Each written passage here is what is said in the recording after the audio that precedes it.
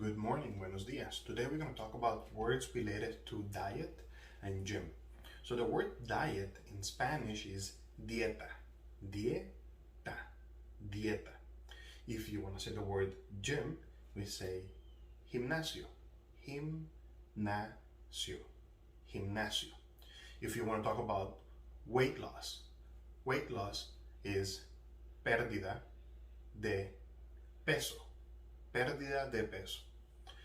If you want to say, I weigh 200 pounds. Yo peso 200 libras. So the word weight is peso. The word pound is libra. So I weigh, yo peso, and so on. You say the amount. Watch part 2. If you're like me and you need to lose weight, then you are on a diet and going to the gym. So how do we say I am on a diet?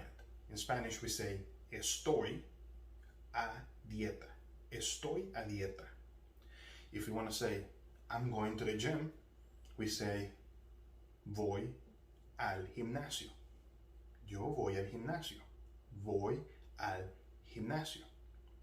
If you want to say I want to lose weight, how do you say that in Spanish? We say yo quiero perder peso. Yo quiero perder peso. Thanks for watching. Have a good day.